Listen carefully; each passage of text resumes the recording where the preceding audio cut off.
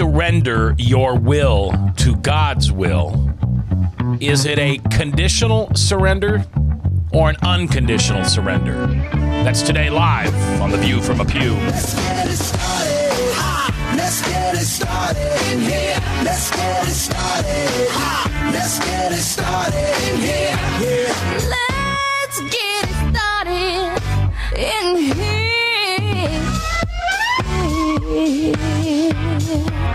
Welcome to The View from a Pew, a conversation among Christians who are out to grow their faith by asking the simple questions, the tough questions, and the stuff you really wish your pastor would talk about. Come on now, let's reason together. It's your voice we want to hear. The phone lines are open, so join the conversation. Call 855-244-0077. That's 855-244-0077. Now, here's your host, J. Michael McCoy.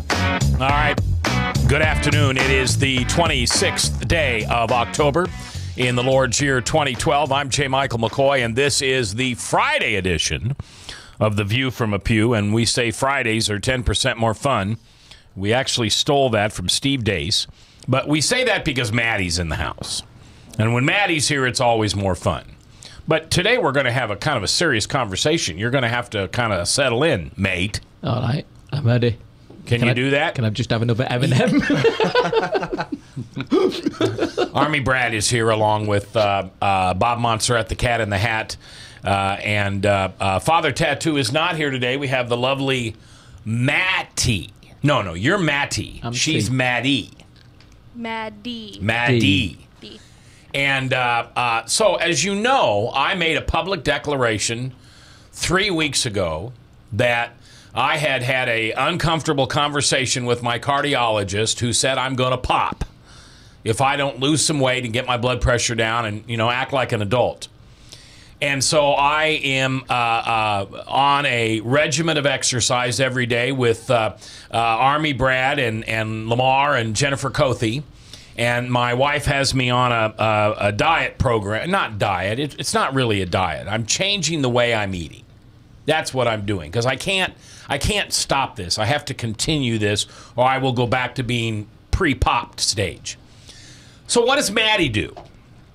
First thing he does, he walks in with, what was it, Brad, earlier? Subway. Could have been Burger King. Not advertising, but it could have been. It was still bread, and I can't eat bread. Oh, you can't eat bread? Of course not. Wow. Okay, so he eats that in front of Brad and I.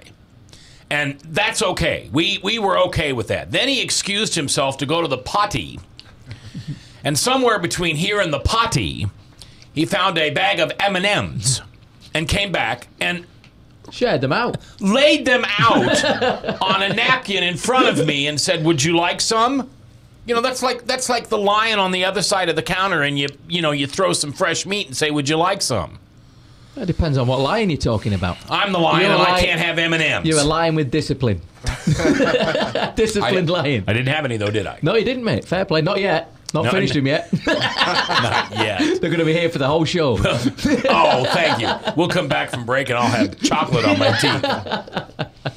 And thanks to Brad and Lamar, I got to 30 minutes, consecutive minutes, right? Solid, yes. On the elliptus machine. No, what's it called? Elliptical. Elliptical. What did I call it? We call it everything but elliptical. Elliptical? Elliptical. You're not going in an actual circle, you're going in an elliptical. Oh, but is it spelled with an E? Elliptical? I believe so. Okay. So I went 30 minutes straight, and this was my 1, 2, 3, 4, 5. This was my 7th workout session in 14 days. So I was pretty good. You were doing good. I thought that was good. The key for me is music. Put my iPad or my iPod in and find some music that I love. This morning I was listening to Brad Paisley's album Mud on the Tires. I was going to say, if we're talking or listening to me sing, then you'd get up and leave. But. No, I don't. I can't watch the TVs. So anyway, we had a good time today. And I don't need anything from you on that except just encouragement. And I've given you permission. I started this on 10, 11, 12.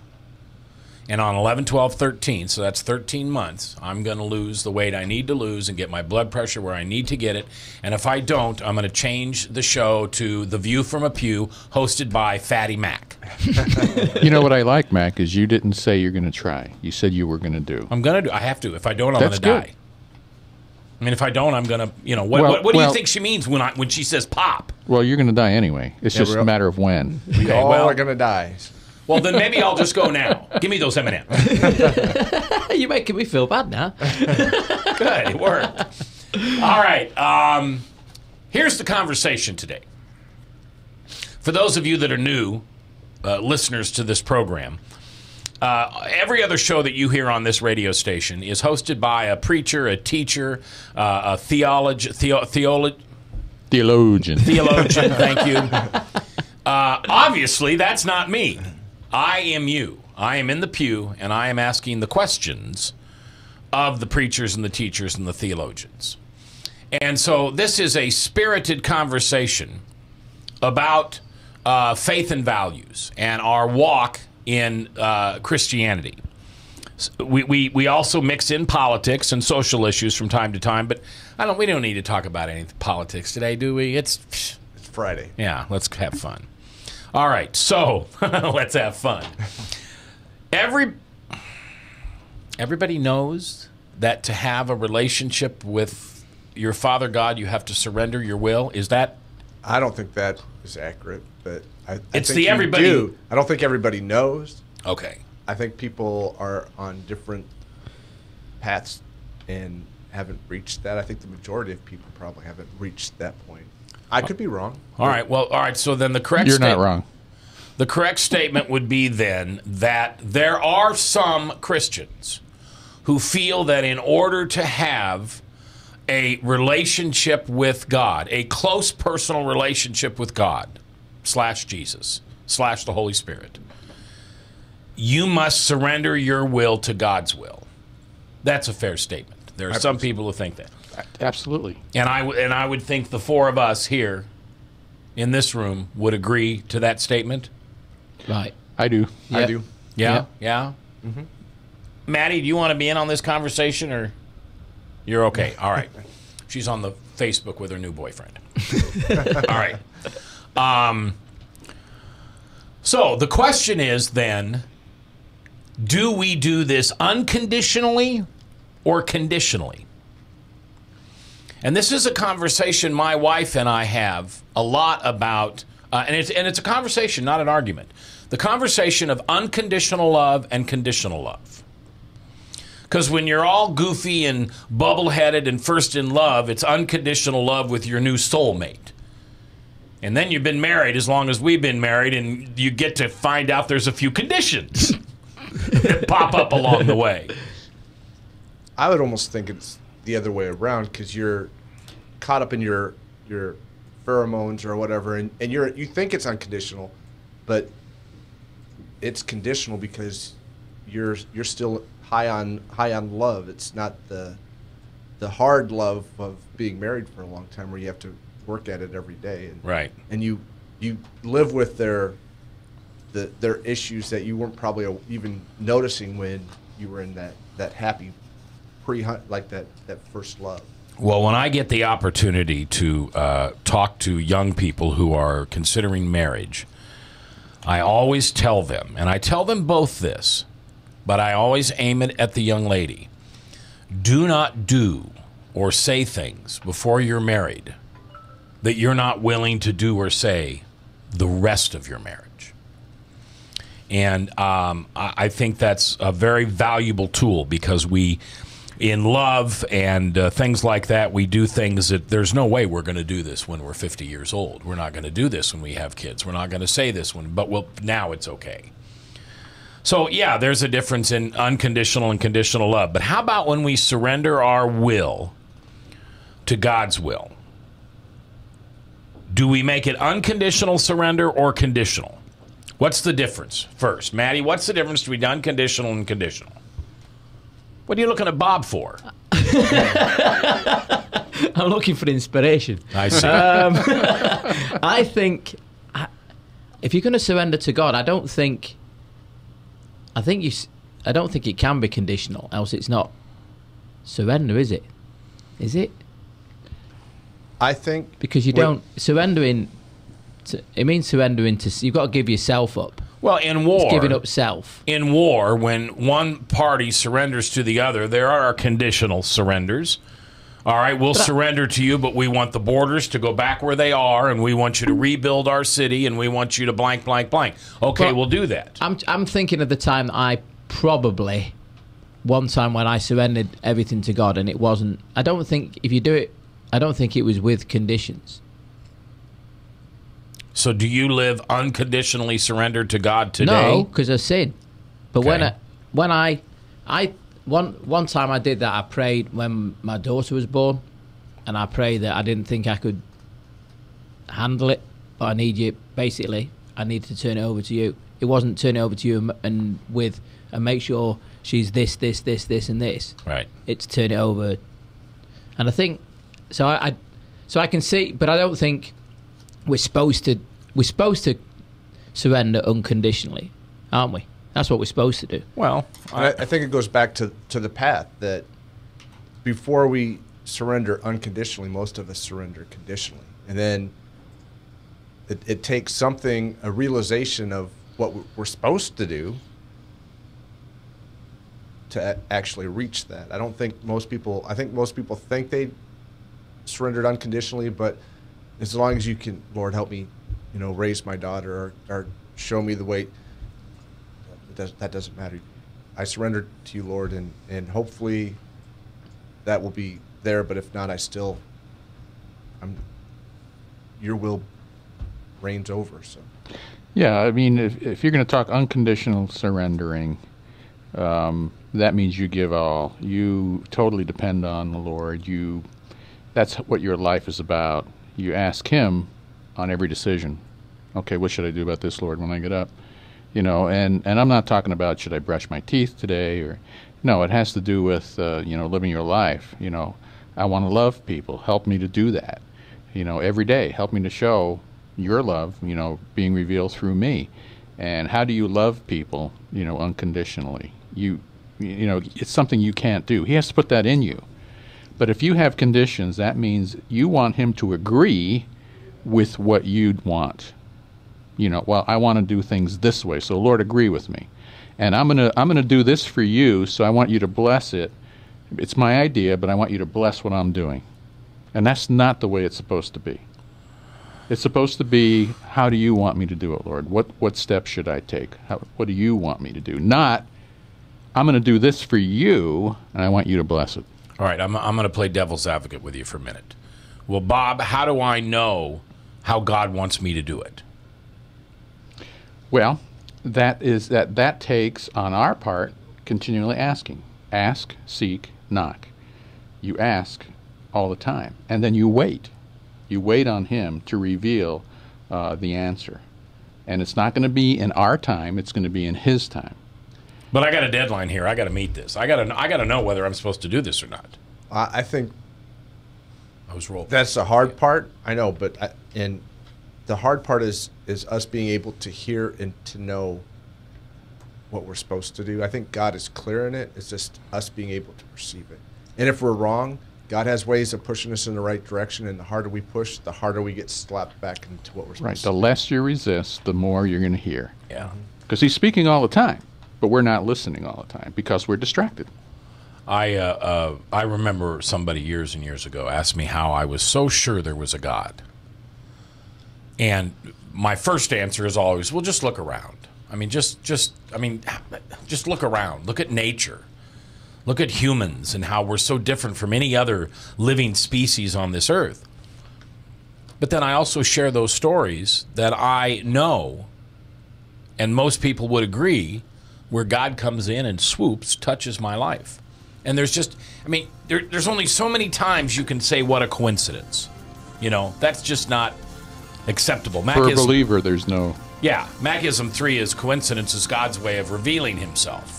And I believe that. All right, 17 after the hour. We're going to be back. I'm J. Michael McCoy. If I haven't told you lately, thanks for listening. Love this job. Couldn't do it without you. Right here on The Truth, 99.3 KTIA, Iowa. It was a fast 17 minutes.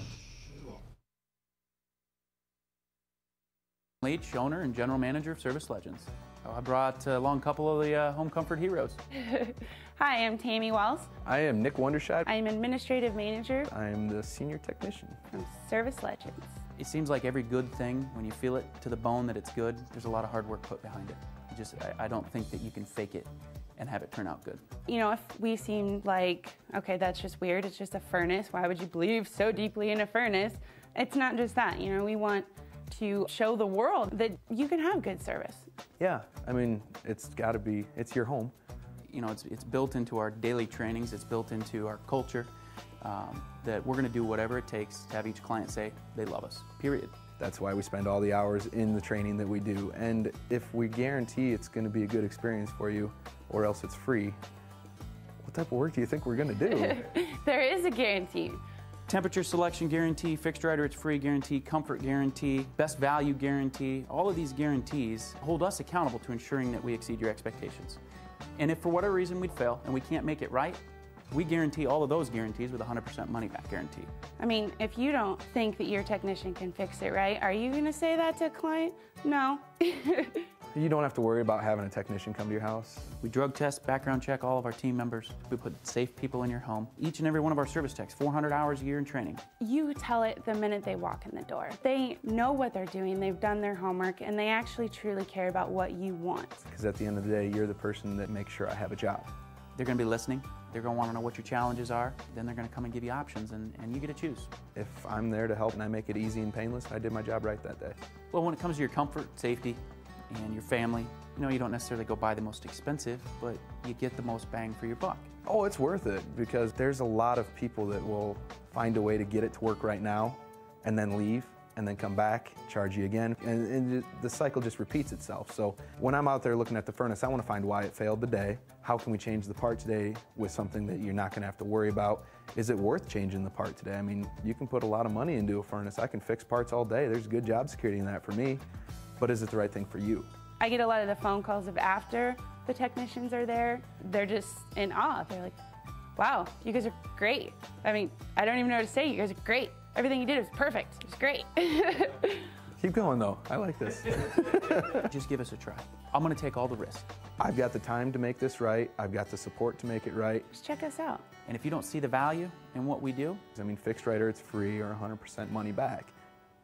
enough said.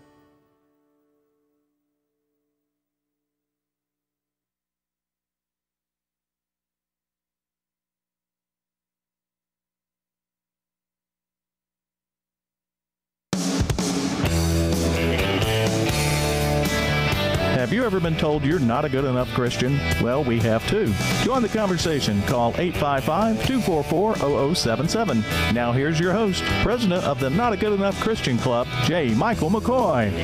Okay, 21 after the hour on the 26th day of October. I'm J. Michael McCoy, and we thank you for tuning in today to webcast1live.com, or you may be on The View from a Pew. You may be on Max World Live, wherever you're on. Perhaps you're listening to this on a webcast from a download on our iTunes account. Whatever it is, wherever it is, I just thank you for taking the time to be a part of the show today. We do have incoming toll-free lines, 1-855-244-0077. That's 855-244-0077. And you can reach Maddie on the phone, and she will get you right into the studio and be on the air with us. All right, our question is this. When you surrender your will to God's will, is that surrender an unconditional surrender or a conditional? And usually surrender is something that we apply to war, conflict. And whenever a conflict ends, it usually requires one person to surrender. Very rarely do two people just say, yeah, I'm okay. Yeah, you okay? I'm okay too. Okay, goodbye. Somebody has been beaten into submission, and there are sometimes conditions. You will rebuild our country. You will pay us this much money. You will never do this again. You will stop doing this. And sometimes it's unconditional. And that is, we're done. We'll do whatever you tell us to do. There are no conditions to surrender. And in many ways, surrendering in war is much what we do when we surrender to God. We give up ourselves, that evil will, that will that can so many times be evil, be grasped by the accuser, and therefore it has taken a battle to get you to the point where you will surrender to God, or surrender to the accuser. And we won't go into that today, but that's one of my favorite conversations, is to talk about the relationship that people have with the accuser. You've never been on the show when we've had that conversation. I've heard you talk about it. I don't know if I was here or listening. Probably listening. I don't think you were here. And Maddie, you were saying that when you surrendered your will to God when it came to being a father, you think it was unconditional. Well, I was just thought about that then. At the time, yeah, but that doesn't mean along the way it doesn't, at that moment in time, yeah, you don't think of, I didn't think, I'll do this if this happens, if this happens, if this happens. It's just, I'll do it. That doesn't mean you're good and free to go. I think that's what Christianity is, a process of just more and more surrendering, surrendering more and more of yourself as you grow in your faith. I remember Fritz doing a thing at church. I don't know if you remember it at Hope when he had Chisel. Yeah, and I think that's a really good analogy. And that's almost like okay, go to work on me, and it's yeah. And if you go to YouTube and just search for Christian Chisel, there are many videos out there of that. Yeah. But it's God coming alongside somebody and saying, hey, I've heard you want to surrender and get better. Yeah, I do. Okay, well, I've come to chisel things away. And they make a sound or an action like they're chipping a piece off, and it's, ow! Right. Don't do that. No, I like that piece. Leave that there. Oh, so you're really not surrendering your will. I see. You learn along the way. But that's part of the process, isn't it? Because you don't really understand what you're doing completely. How many of us, at one point during every single day, and I mean every single day is 30 out of 31 in a month. I mean it's 355 days a year. At some point during our day in prayer, we use the word or the term, Lord, I surrender my will to you. And I'm not saying those exact words, but in our prayers, we surrender. We use the word surrender. Do you do that? Well, or something like it. I don't want to pick on the word surrender. Well, if you ask him for his will in your life, yeah, then that's asking for surrender. And I think you have to look at it. Who's asking for surrender? Are we asking him, okay, Lord, I want to surrender, and if I do, this is how I want to do it? Or are we looking at it from his perspective? I want you to surrender your total will to me. Yeah. And he's the one that really calls the shots. Right. And it's in his word.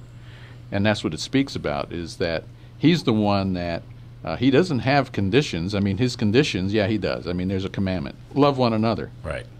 So there are some conditions that he has, but he wants us to surrender to what he wants us to surrender to. But don't you think that commandment's there? Because if you look at that commandment, you can't do that. You follow that commandment without surrendering, can you? Not true. Well, not totally. That's correct. So you can't love people who you don't like or don't treat you well unless you surrender. But the key also is, and it's the greatest commandment: love God, love your neighbor as you love yourself. If you can do that, and that's what we struggle with daily, is can we truly love God the way He wants us to, the way He loves us?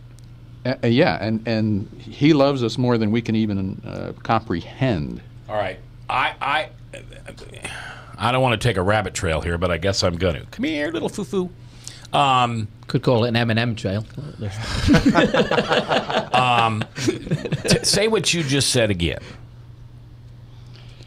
You mean that we need to love the Lord, and we can't comprehend how He loves us so much? If we had a notion of really how much He loves us, and He loves us really unconditionally. See, I think who in this room does not love God unconditionally? Well, the question is, we want to. No, I'm asking who doesn't. I think everybody has conditions. Yeah, I don't. I don't. You don't have conditions? Oh, I do have conditions. I don't have now, and I don't mean to play with words here, but this is my intention. Let me play my whole hand. I don't love God with conditions. However, I love His children with conditions. I love His commandments with conditions. Well, then, if you love man with conditions, you're not really loving man, because that's disobeying His commandment. But I'm doing the best I can. Love your neighbor as you love. I'm doing the best I can, and I don't think it's black and white. I don't think it's 0 or 100. You can't tell me that I don't love Maddie fully, but I can have a resentment because he brought M&Ms. I'm serious, though. Yeah, I understand what you're saying. I still love Maddie, but he brought M&Ms, and he's parading them in front of me. Okay, can we actually love someone as much as we love ourselves? Well, I think I can love people more than I love myself. Well, the fact that you're, you're concerned about your health. Yeah. And now, I guess my question to you, Mac, is that are you doing this under your own willpower, or is the Lord directing you to do that? Well, I don't know how to answer that. When the doctor told me what she told me, I heard, humanly and physically, I heard something I never wanted to hear. So you believed what the doctor said to you? I believed what the doctor said, but my challenge was I was not motivated to act upon it. And that's what I prayed about from Monday until halfway through Wednesday. And I continued to pray, God, give me the motivation to want to go work out and to want to do the right diet. Because I'm sorry, this is where I gain my credibility as president of the Not a Good Enough Christian Club. I'd kind of like to go home. I've spent 53 years on this blasted rock, and it's not the greatest thing in the world. Well, Paul had that struggle too. Yeah, I know, and I relate. I've always said I relate to Saul. Right, but the thing is, he also knew that it wasn't going to be his will. Right. So I prayed, God, give me the motivation. I've heard the words that I never wanted to hear. I now know the consequences of me not doing anything, but I'm not motivated.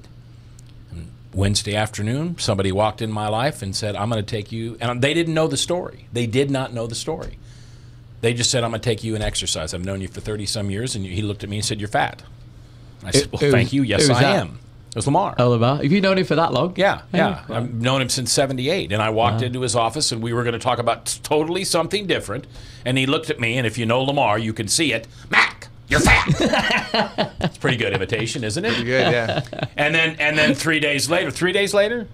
It was either a Tuesday morning or Wednesday All morning. right, so the next week, I told Brad the story, and he said, I'm going to come work out with you, too.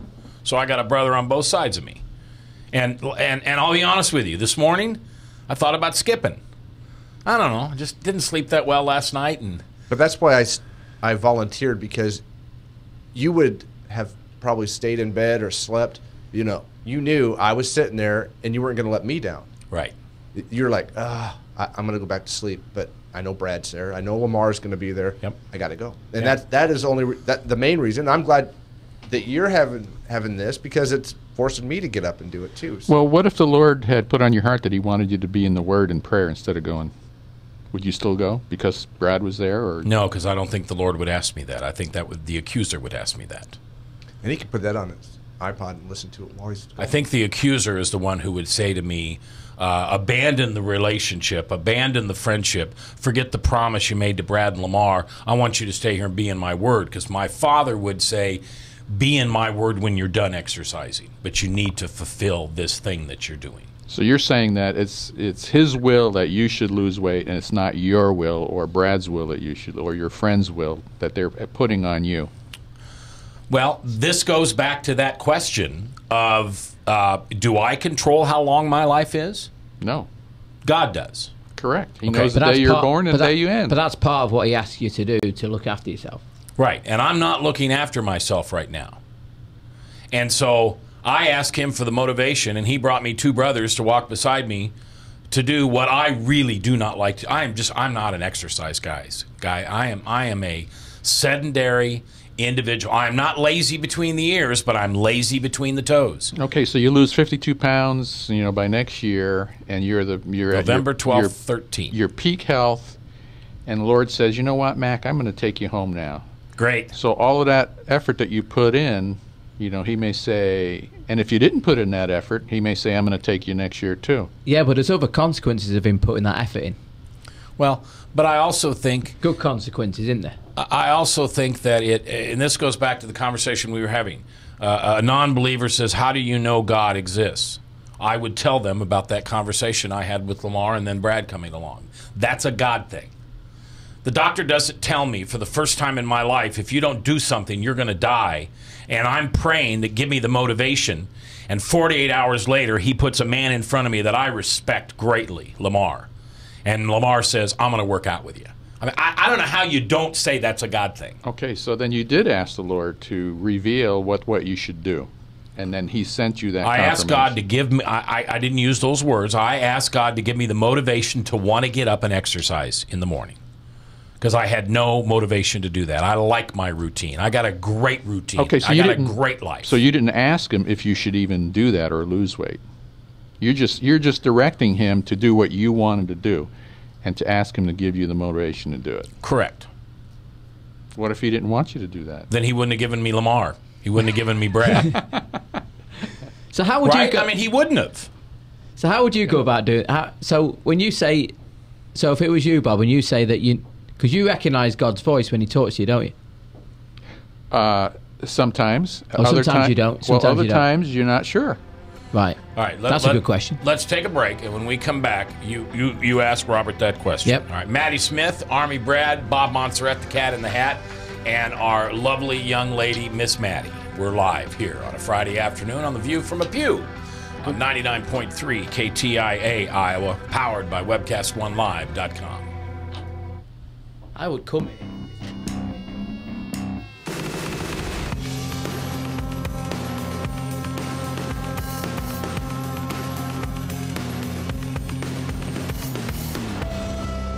Do you ever get tired of pretending that life is perfect? If what they see isn't how you feel, God knows, and He understands. Chat now with someone who cares at groundwire.net.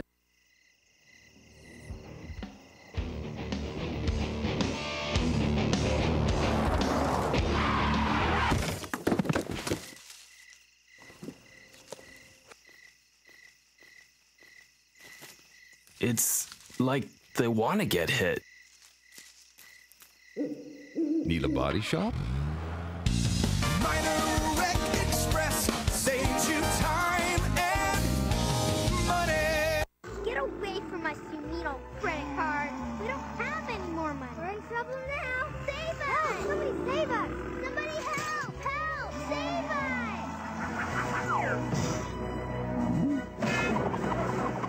Hi, I'm Tom Coates from Consumer Credit of Des Moines. If your credit card's a little too animated, give us a call. Hooray! We're saved! Consumer Credit! You're our hero! Well, hi, I'm Rob Spearman. I'm a broker-owner of RE/MAX Real Estate Concepts in Des Moines, Iowa. Give us a call if you're looking at buying or selling a home, or if you're having trouble on your mortgage payments or looking to purchase foreclosures. We have the agents to help you, experienced, outstanding agents. Our office number is 515-276-2872. Or if you'd like to look at homes, go to our website, homeconnectusa.com. Hi, I'm J. Michael McCoy, and about 20 years ago, I went to a used car salesman by the name of John Hewitt. He had a little shop over there on North 2nd Avenue called John's Auto Sales, and I bought a car. I found that experience to be one that I had never had before from a used car salesman. He was honest, he was dependable, he had integrity, and he did what he said he was going to do. Well, over the years, between my kids and grandkids, I purchased 7 vehicles from John's Auto Sales. And last month, I asked him to be a sponsor. And he said not only would he like to be a sponsor, but he would offer a $100 tithe for every customer that came and bought a car from him directly to the church of your choice. I can tell you about their huge selection. I can tell you about their years of experience. I can tell you about their honest integrity. But all I really need to tell you is that I bought 7 cars, and you can trust them. John's Auto Sales, 5435 2nd Avenue, Des Moines. You need a good ride when you hit the trail. Trust the man with the cars, and he goes by the name of Big John. Big John. Big John.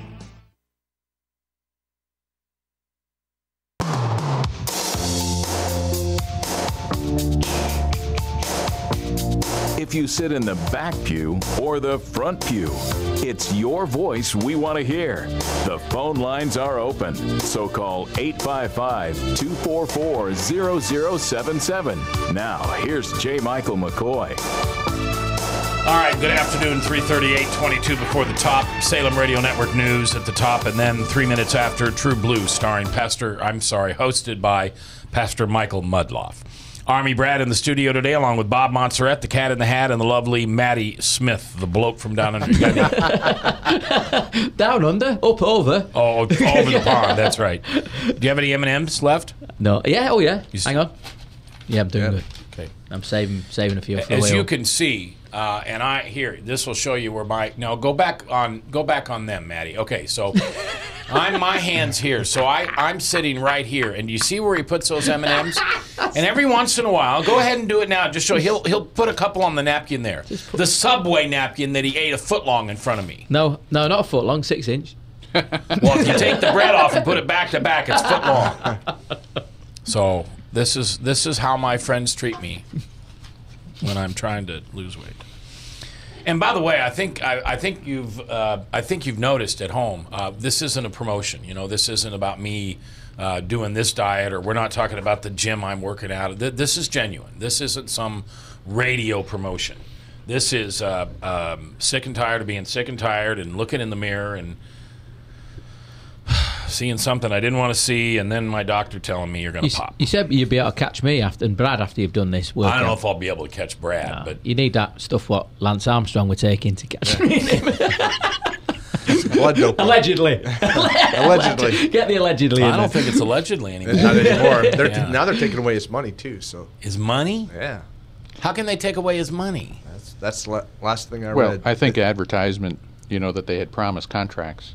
Maybe it's future money, but it sounded like because you win a financial award for the victory. Yeah, so that's maybe true. They're coming back and taking the prize money. But Well, the way I understood it, everyone that goes on, those rides are all doing it. Not anymore. Then no. Isn't that make them even? Sure, they're not. I'm sure that the lad that won it, I bet he didn't do it. The British boy that won. Oh yeah, the British boy. I'm sure the British boy didn't, but that darn American boy. Well, they must not be if a British guy won it. So Bradley Wiggins. No, I bet he's not doing it. All right, we're talking about surrendering your will to God, and is it an unconditional surrender or a conditional surrender? And Maddie, you were in the process of asking Bob a question.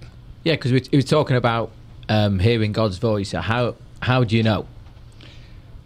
Well, I would have to say that there are times when you really know, and then there are times when you're not sure.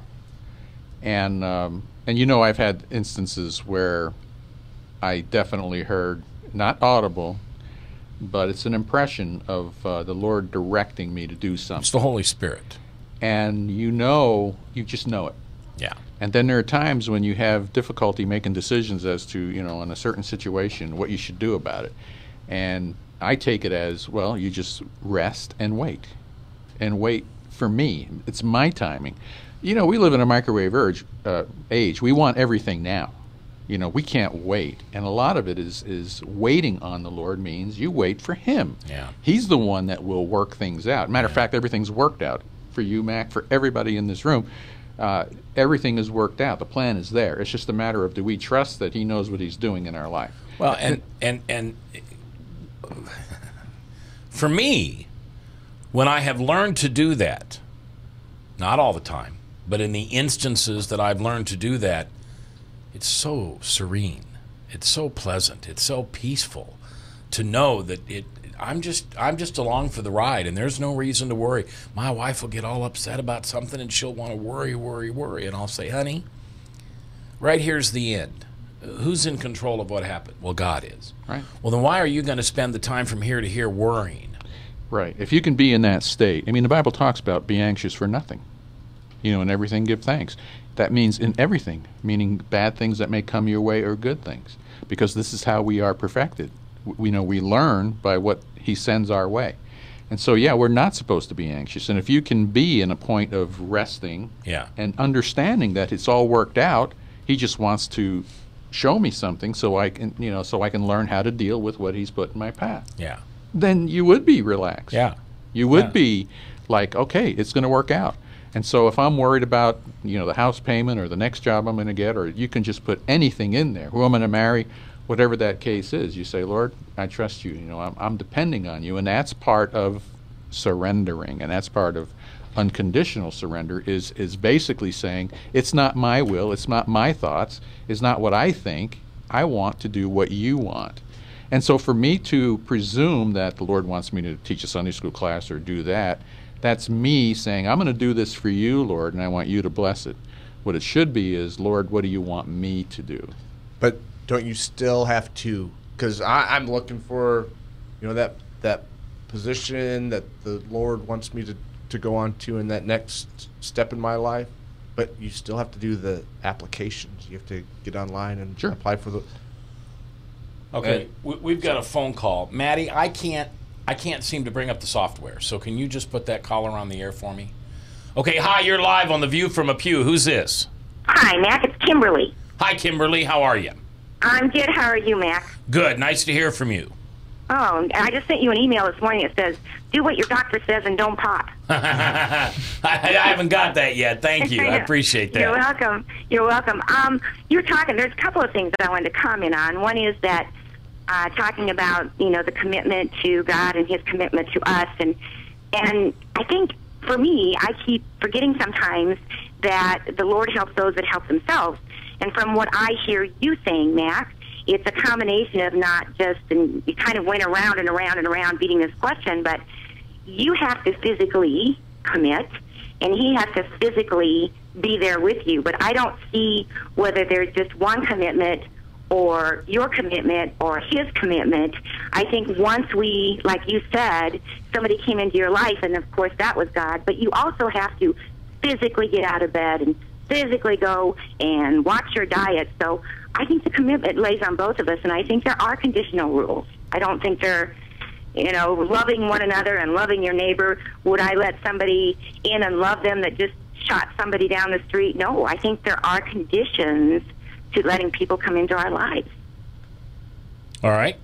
I like that. Yeah, can't disagree. Anybody have any questions for Kimberly? No, I mean, matter of fact, Jesus said, if you do the most important commandment, then all the rest of them will fall into place. Which is love your neighbor as yourself. Well, love God first. Love God first. Yeah. And then he'll direct your paths. And so he directs your paths through his word, through revelation. He'll speak to you through dreams, give you thoughts. And so it's a matter of us constantly being in tune, seeking his will. It's not like, okay, I got it from here, I'm going to spend, the next month on my own, and then I'll come back to you when I need you. Yeah. No, it's a daily thing that he wants to direct your paths all the time. And a lot of times it's open doors, closed doors, but you've got to do something.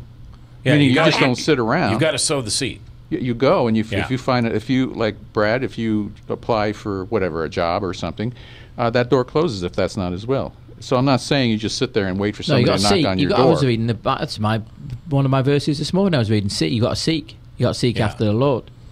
The Bible tells you that. Yeah. Right. It's telling Josiah, I think it was Josiah in Chronicles, Josiah seeks after the Lord, or was seeking after the Lord. So he looks for him. I remember. And Kimberly, thank you for the call. I appreciate it. Love you, darling. Okay, hon. I remember asking God for something over and over. This was about 3 years ago, asking him over and over and over. And finally realizing that I wasn't doing anything to make it happen. I was just like, sitting on the couch saying, okay, God, this is what I need. Why aren't you giving it to me? And I just had this resounding feeling that God just came down and the Holy Spirit said to me, get off your butt and do something. You've got to sow. And that's what came into my mind. You've got to sow the seeds, and then he'll reap them. Then he'll water them. Then he'll give them sunshine. The Bible's full of verbs asking us to do, people doing things, actions, what people have. It's not just people passively waiting. People seek after God, choose God. But I like what Kimberly said. Yeah, it was good. I think that's a good place to pick up when we come back. That how she's exactly right. I can't, God can't say, to me, I'll give you something to help you, and without me doing what I need to do too. It's got to be done together. We'll finish this up when we come back live here on 99.3 KTIA, powered by webcast1live.com.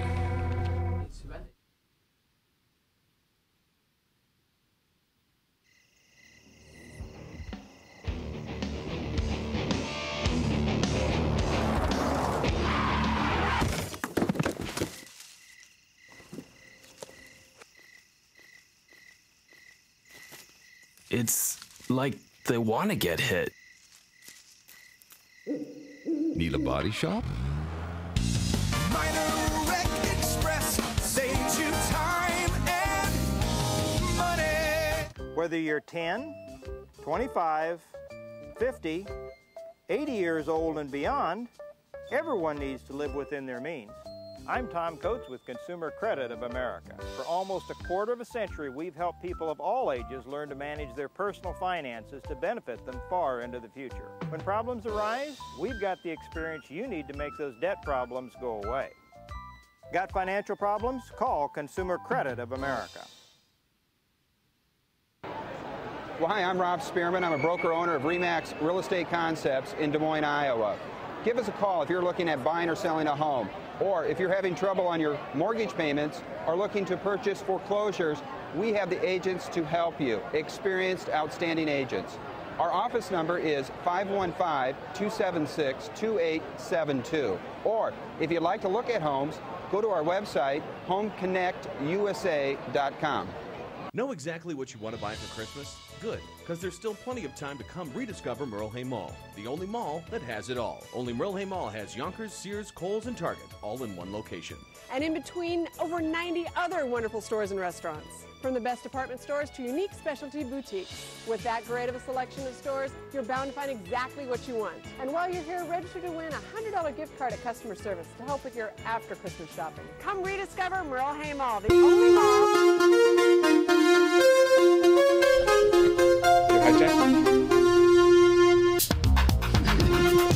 Come on now, let's reason together. The phone lines are open, and it's your voice we want to hear.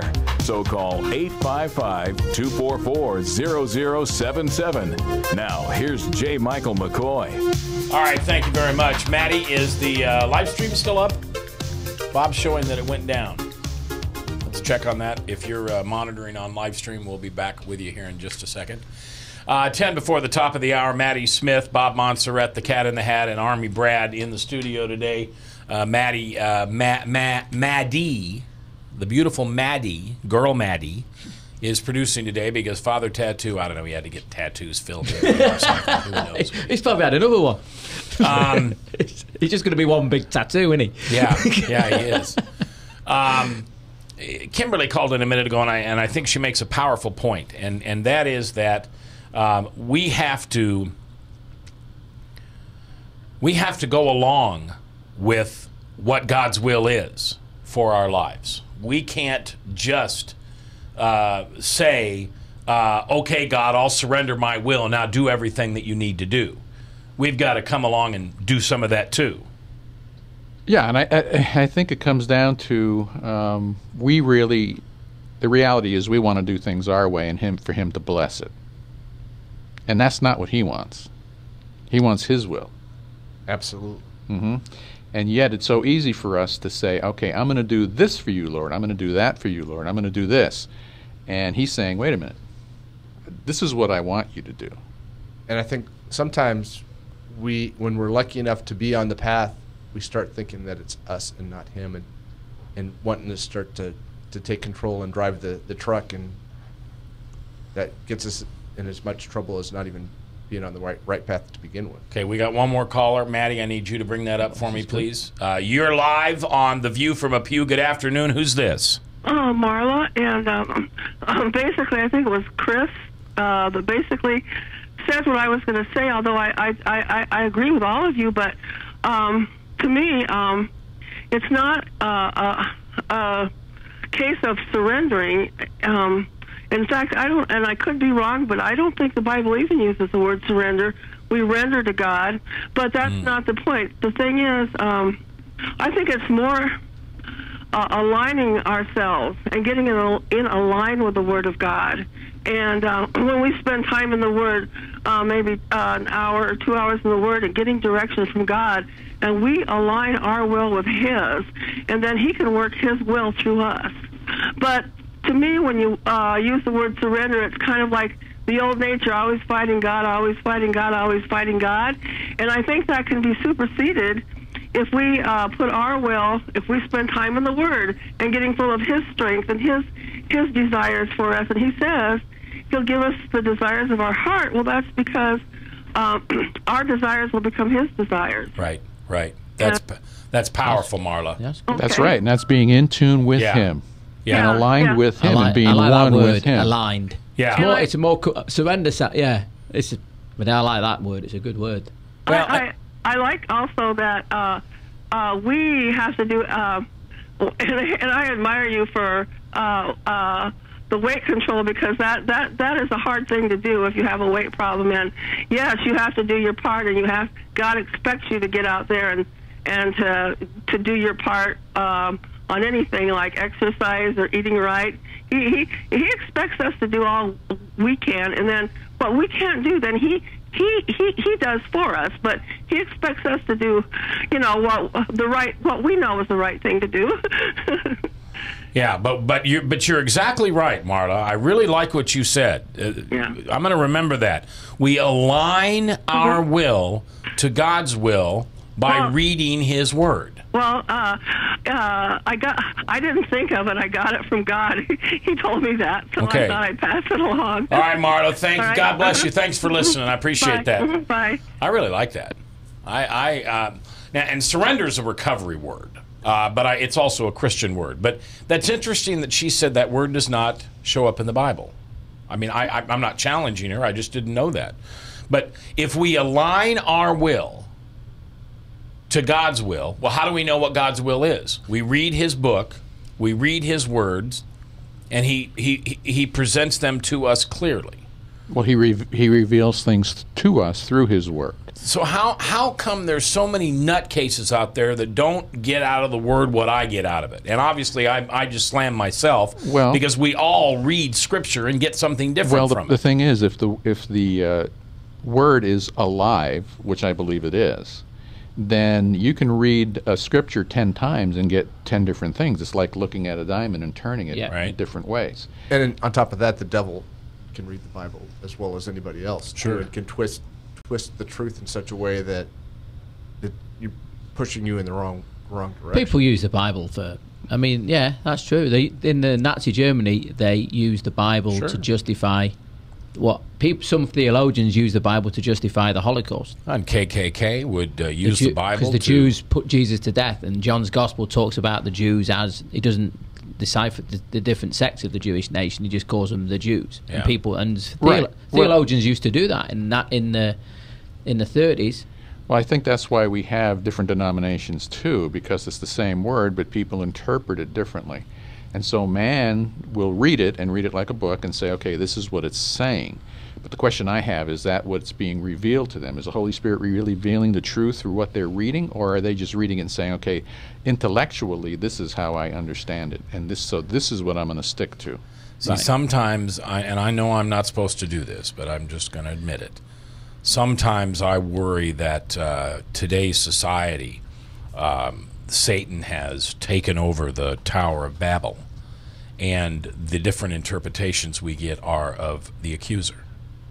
Sure. And the clear interpretation is right there before us, but the accuser has confused every single thing that we read or say or hear. I think we've become so, well, like I said earlier, in such a relationship with him. Well, that's why we have division. That's why there is division in the church, is because people are taken say, well, if this is how I believe it, and if you want to believe it like me, come over here and be a part of me. I believe that, so I'm going to be a part of them. It's just like in the Bible where it says, I'm of Paul, or I'm of, of the different people that they're teachers. They're following their teachers. Well, I'm of Christ, or I'm John the Baptist, or whatever the case is. And that's what we're saying here now.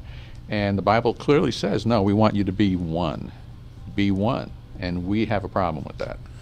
All right, I hear the piano playing in the background, and that tells us that our hour is up on this Friday. Army Brad, thanks for being here. Thank you for having me. You got a date with a cute little redhead tonight? Yes, I do. And she's 4? She's 4. Maddie, They're the your best wife will, ones. They are. your wife will put up with you tonight, I'm sure. Just take her some M&M's. She'll appreciate it. She will. She likes stuff like that. Mr. Montserrat, I bless you for being a part of this show. I don't tell you that enough. Thank you for being here. Yep. Maddie, thanks for producing today, young. I appreciate it. And to you, just pray. Just ask God, what is your will for my life? And then just sit and quietly listen to what he has to say. And you will be amazed. Pastor Mudloff is next. At his will for your life. Mudloff's next, here on The Truth. KTIA Iowa, powered by webcast1live.com.